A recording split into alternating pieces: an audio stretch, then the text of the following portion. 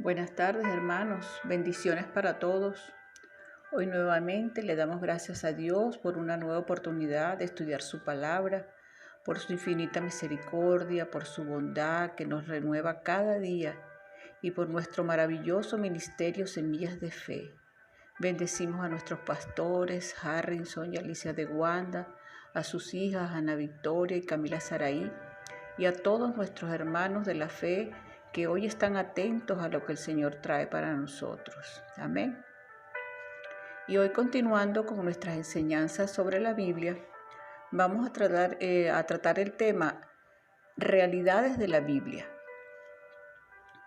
Es importantísimo que todos los cristianos estemos preparados para cuando nos pregunten: ¿por qué ustedes los cristianos dicen que la Biblia es la palabra de Dios?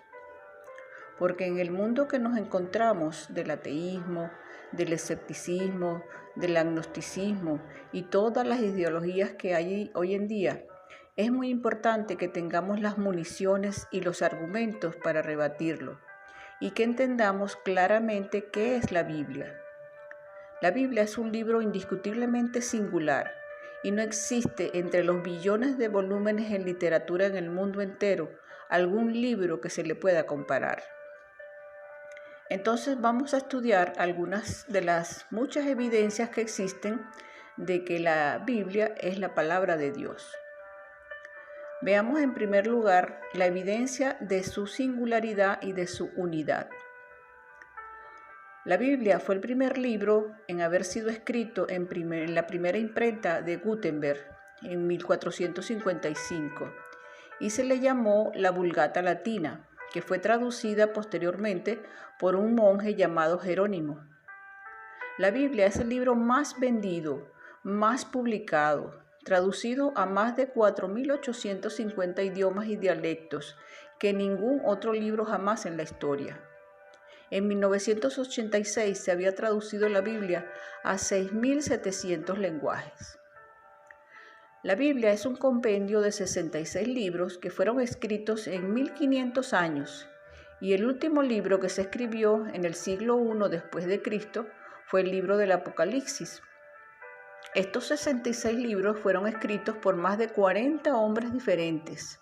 Unos fueron reyes, otros campesinos, pescadores, poetas, granjeros, médicos como Lucas, oficiales del gobierno y ministros de Hacienda como Isaías, etcétera, etcétera.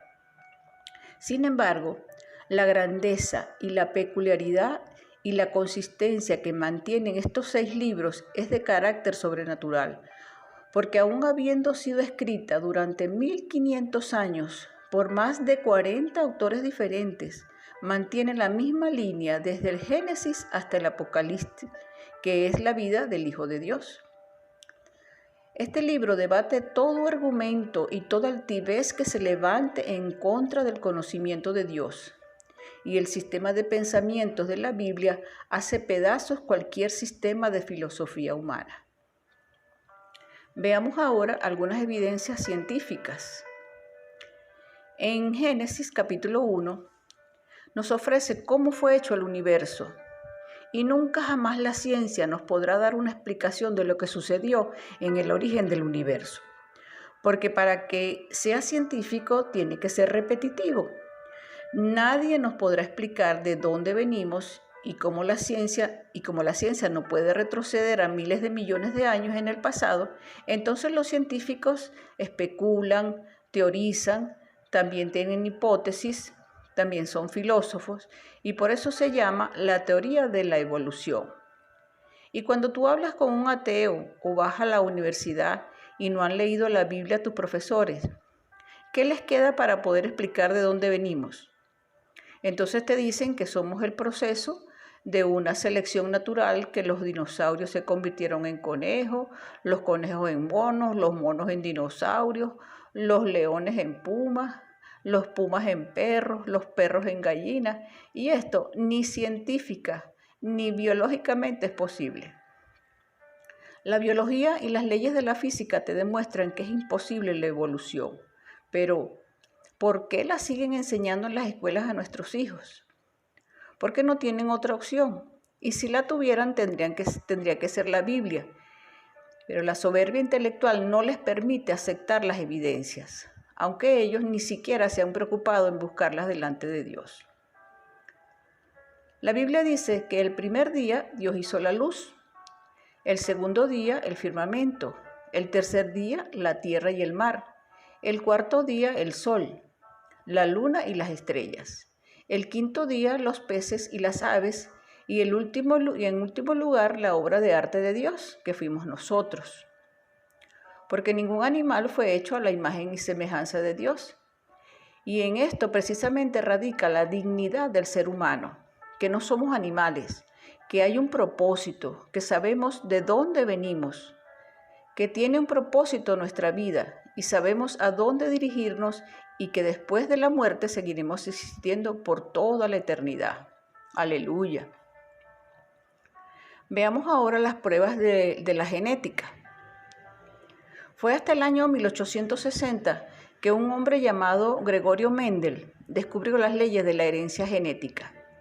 Era un monje austríaco que comenzó haciendo experimentos con la planta del guisante y comenzó a mezclarlos y descubrió que un guisante verde transmitía características verdes al otro guisante y que ese guisante transmitía el tamaño de ese guisante anterior y otras evidencias más. Entonces dijo, algo se transmite.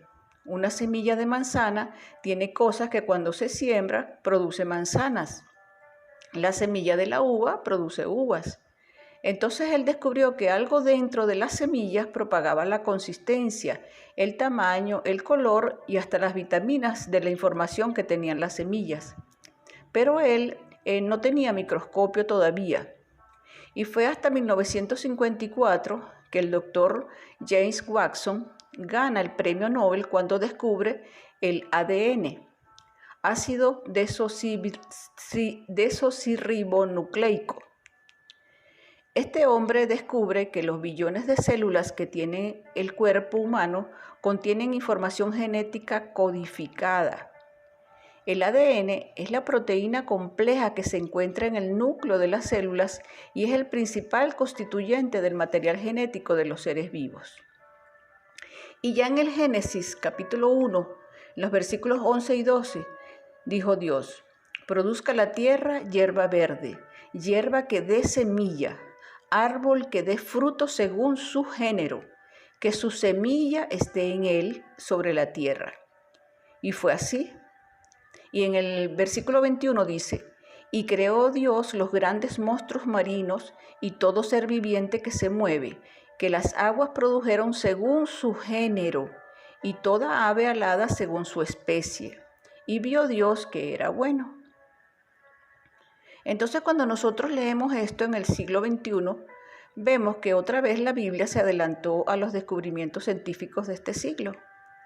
La Biblia es más moderna que el periódico de Mañana en la Mañana, porque la Biblia ya establecía las leyes de la genética, que una semilla de uva tiene un código genético que determina que cuando se siembra, cuando se siembre crezca no como plátano ni como naranja, sino que crezca con las características de la información que le puso el que creó esa semilla. Y además esa semilla trae características antioxidantes para que los seres humanos cuando coman uvas sepan que están tomando antioxidantes y vitaminas de ese fruto.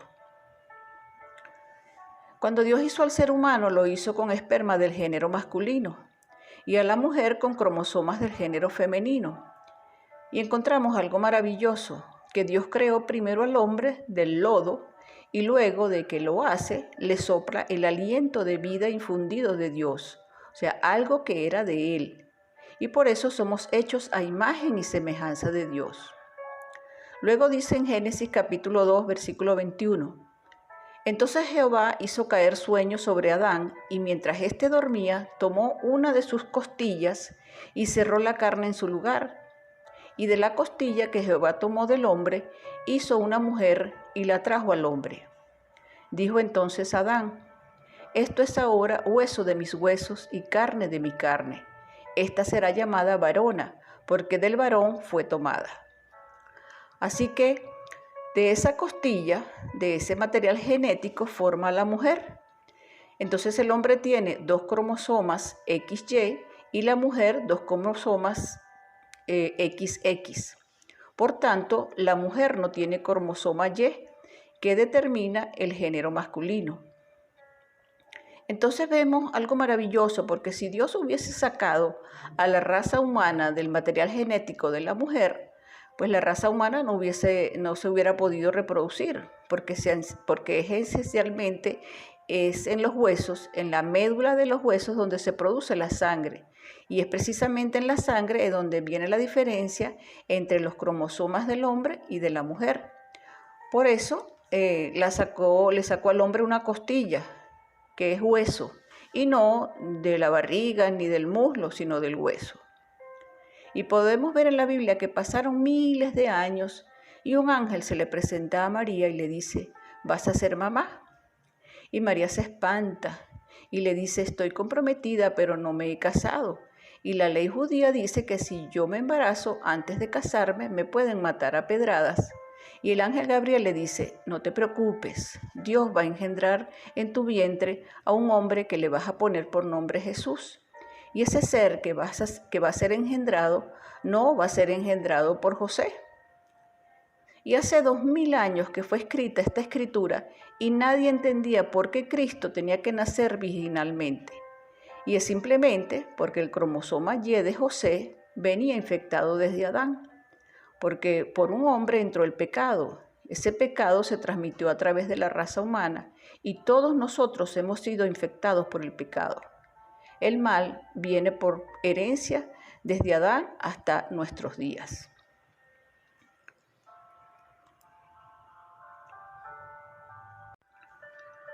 Así que es importante observar que las evidencias genéticas físicas de la creación de la Biblia son maravillosas y que podemos nosotros, a través de esto, darle una respuesta al ser humano para que pueda entender que la Biblia es el libro de los libros.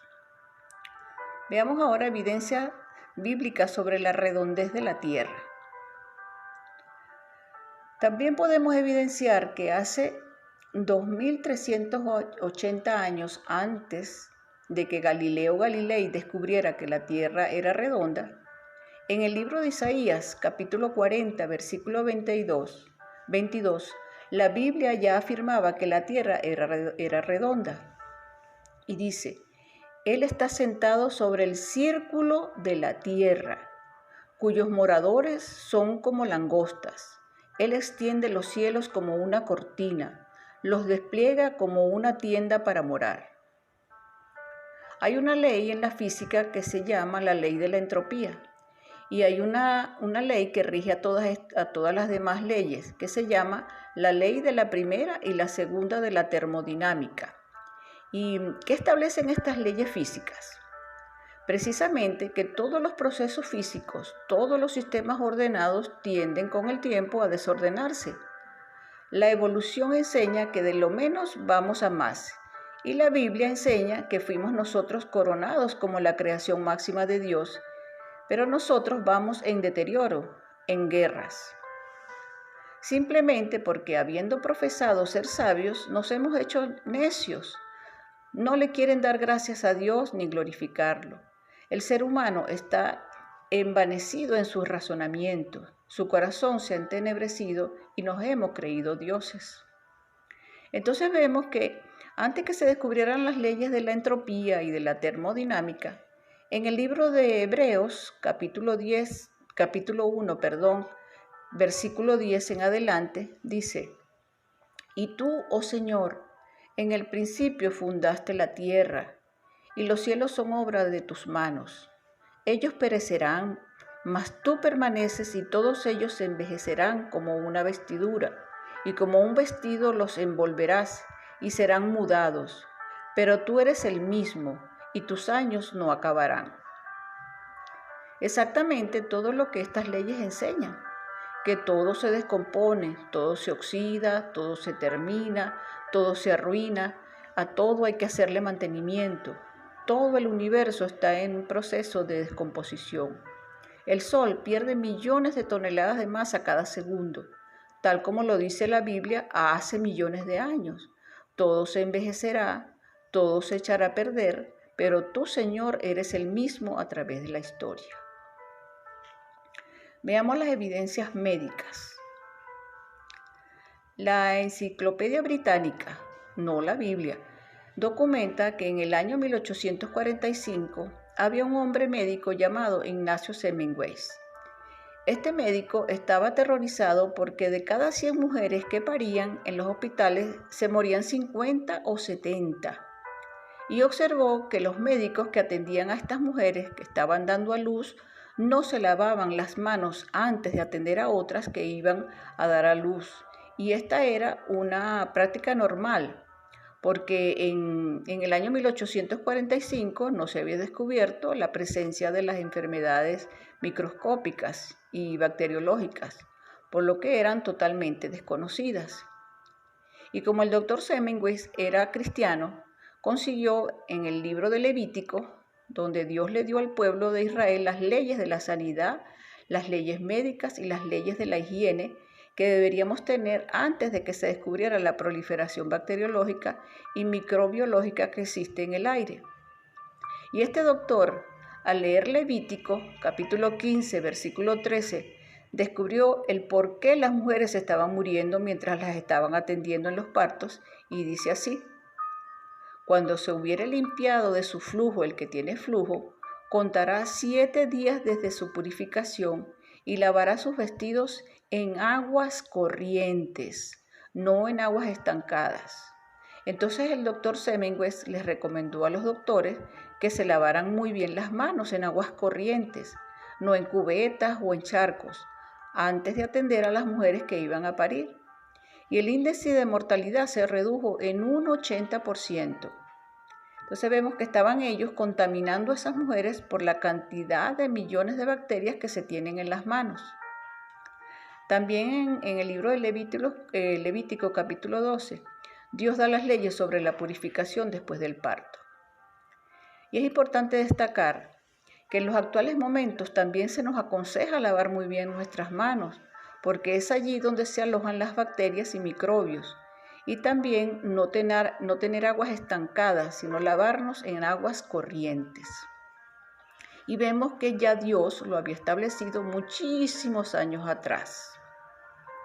Otra evidencia médica es que fue en los años 1970 o 80 que se descubrieron las leyes del famoso colesterol.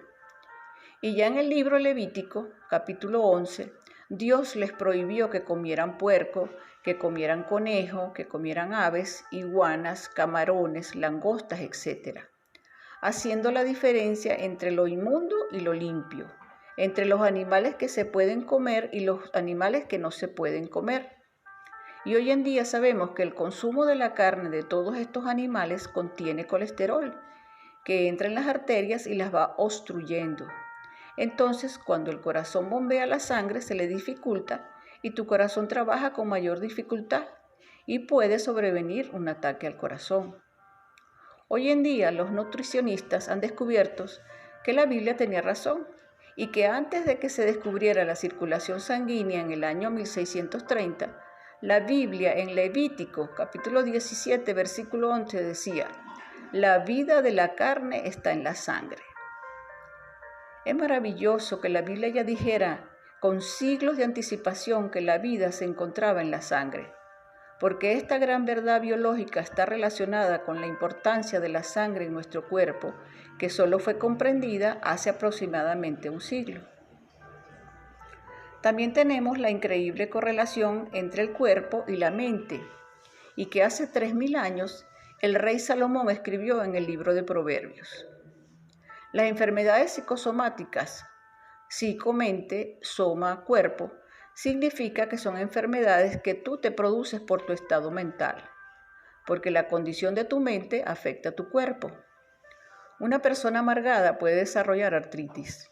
Una persona estresada va directo a sufrir un ataque al corazón.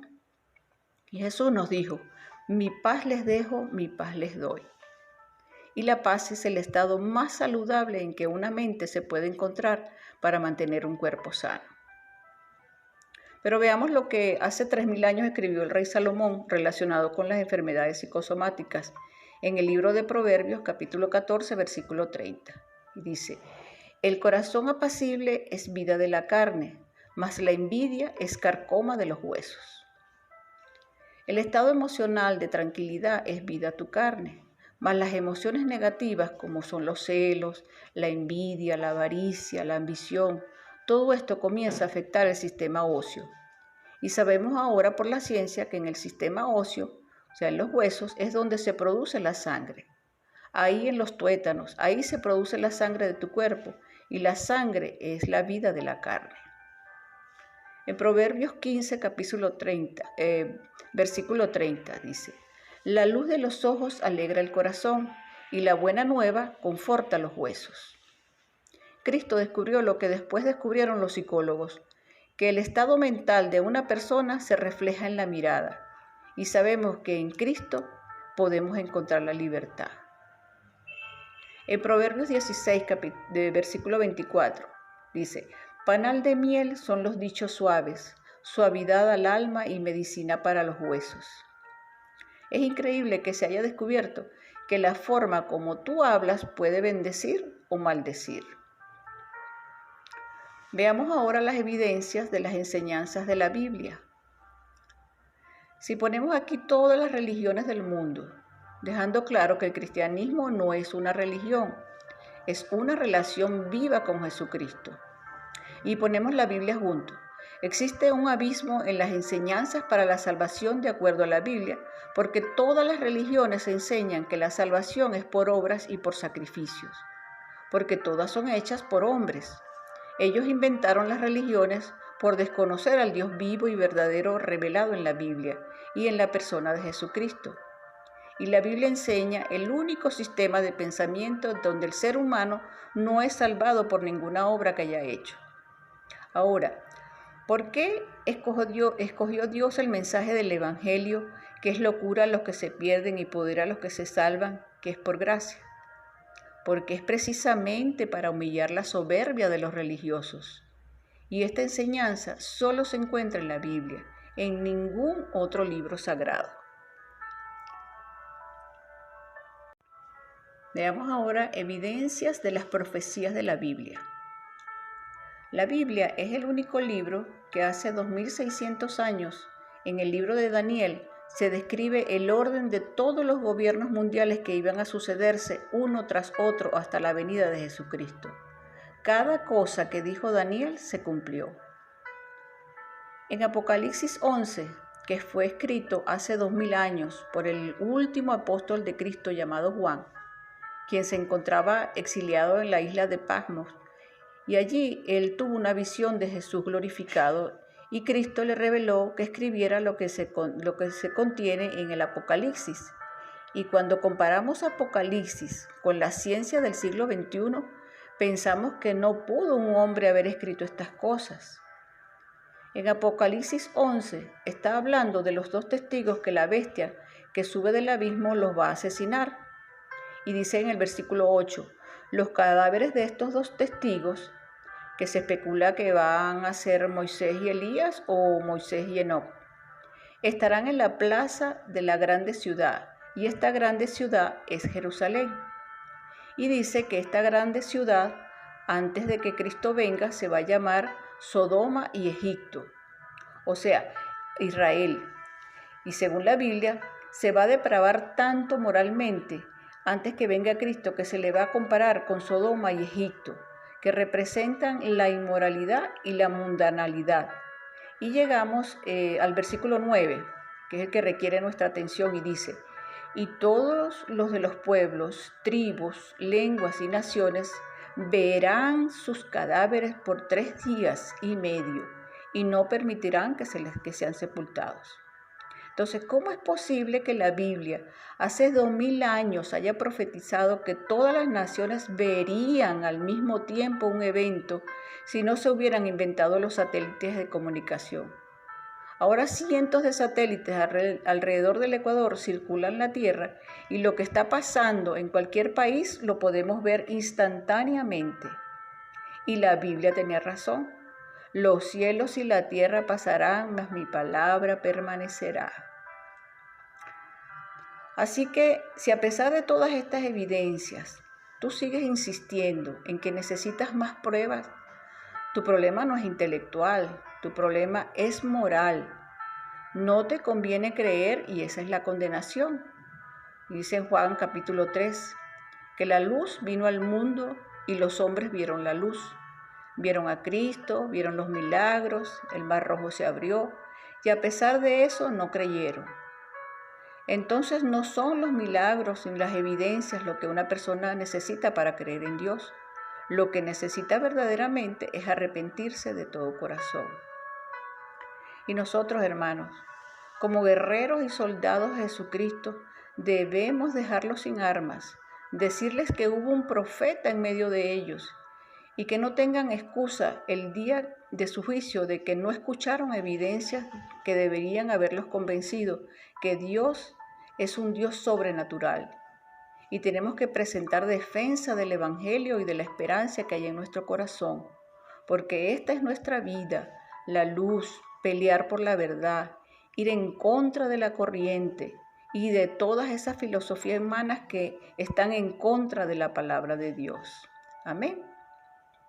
Así que, Padre, te damos gracias por estas enseñanzas, porque todo pasará, mas tu palabra permanece para siempre, Señor.